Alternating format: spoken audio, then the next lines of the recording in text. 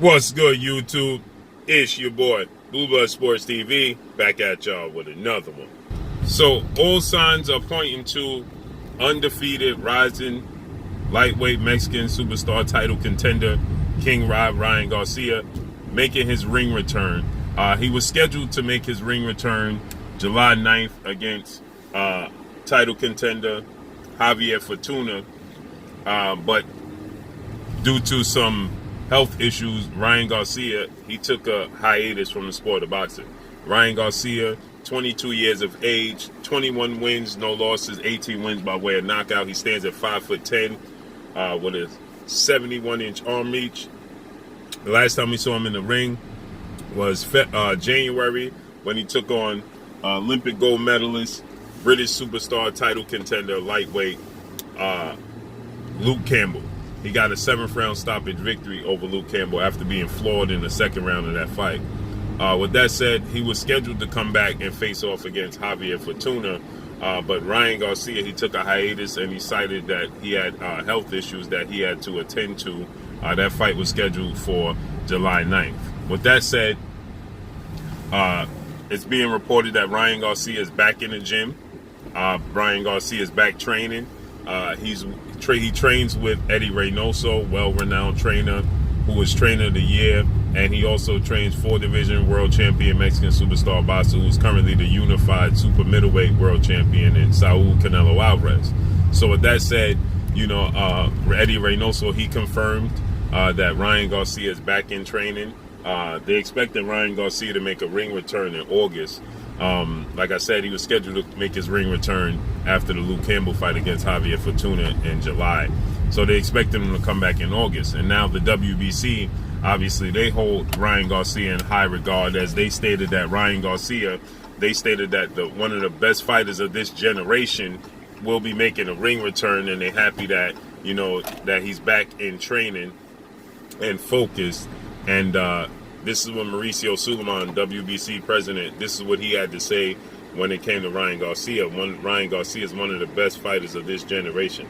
Ryan Garcia hasn't proved anything. I'm happy that Ryan Garcia is getting back on track, health-wise, mentally, and physically. He'll be back in the ring, but to say he's one of the best fighters of this generation is a little far-fetched, as Ryan Garcia had one step-up fight, and that was against Luke Campbell. Now, against Luke Campbell in his last fight. So it's being reported that Ryan Garcia, he could face against Rolly Romero. Okay, that could be his next fight. Obviously, Javier Fortuna is a much, much tougher test, and this is no slight to Rolly Romero, but Javier Fortuna is a very unorthodox, very awkward, very difficult fight. 36 wins, 2 losses, 1 draw, 25 wins by way of knockout. One time in his career he was knocked out. He's 32 years of age, stands at 5'6.5" with a 68.5-inch arm reach. He'll be facing now in replacement. He's going to be facing Joseph Jojo Diaz, who is coming up to 135 now, after being a champion at He beat Tevin Farmer at 135. At 130 for the IBF title. He lost the belt on the scale. Now he'll be facing Joseph Jojo Diaz. Will be facing Javier Fortuna. Joseph Diaz, 31 wins, no losses. Joseph Diaz is a very, very tough guy. Stands at 5'6" with a 64-inch arm reach. He's a southpaw, 28 years of age. So he's going to be making his debut, at 135 against a very, very tough opponent, Javier Fortuna, who's very awkward. Okay, so Javier Fortuna, much, so Rolly Romero, 13 wins, no losses, no draws, 11 wins by way of knockout. He's 25 years of age, stands at 5'8" with a 68-inch arm reach. He didn't look that well in a few of his last fights. He looks very, uncoordinated, very wide with his punches, very, sloppy at times, and he lacks. He has defensive lacks, okay?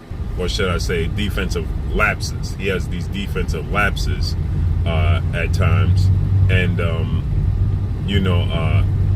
he can be hit. So he's not as unorthodox as Javier Fortuna. Okay, Javier Fortuna is very, very unorthodox. He's a southpaw. He's very rough and rugged. It's a much tougher fight. Rolly Romero's unorthodox as well, but he's going to give you far more openings. He has less power than Javier Fortuna. He has less experience than Javier Fortuna. So it's looking like a light touch. No slight to Rolly Romero, but Javier Fortuna is much more experienced with taller guys, with quicker guys. He's been in the ring with many different styles, so he's equipped to handle what Ryan Garcia is going to bring to the ring. Ryan Garcia have to make adjustments to Javier Fortuna more so than Javier Fortuna making adjustments to Ryan Garcia. Now, they both going to have to make adjustments. But when it comes to Rolly Romero for Ryan Garcia, now they have a history of sparring. As Rolly Romero, he stated that he knocked out Ryan Garcia in sparring. He says that he roughed Ryan Garcia up in sparring. Ryan Garcia is a finesse fighter.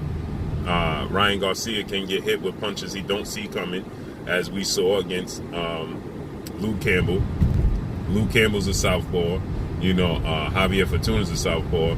And we saw that he got hit with left hands repeatedly that he didn't see coming. Now, the problem was Luke Campbell couldn't handle what Ryan Garcia was dishing back out, and he got stopped because of that. A punch to the left hook to the body, and he was stopped because of that. Not surprised. Luke Campbell's not the biggest puncher in the world. So you can imagine, if Luke Campbell's not the biggest puncher in the world and he was able to floor Ryan Garcia, imagine what Javier Fortuna can do with the power that he has and the experience that he has, okay, and the rough, rugged style that he has. I believe that was partially the reason why they went on this hiatus, is because I don't believe that they feel like they're ready for Javier Fortuna fight. Rolly Romero, 5'8",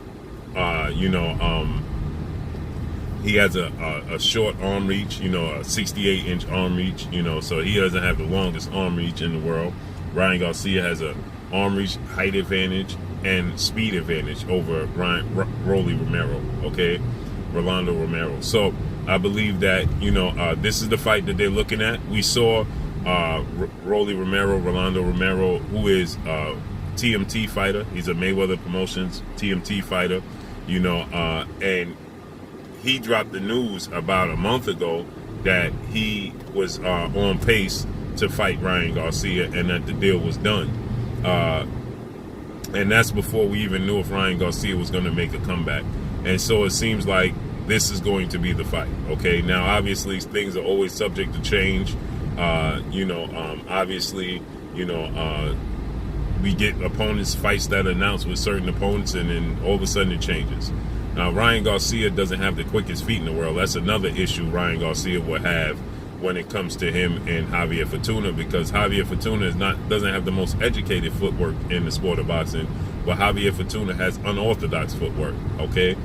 He can put you in positions where he's throwing punches from angles that you just simply, can't get used to. You understand what I'm saying? There's a bit of a filling out process when you're dealing with Javier Fortuna, and we see Ryan Garcia, he doesn't make much adjustments in his fight because he has shortcomings, okay? When it comes to Ryan Garcia's, foot speed, he's not the most athletic guy. He has very, very fast hands, and he has power in both left and right hand. You understand? And a lot of that is due to the fact that he just simply sits down on all his punches. He's very flat-footed. So he sits down on his punches. He gets a lot of torque and a lot of power off of his punches because he's sitting down on most of his punches, okay?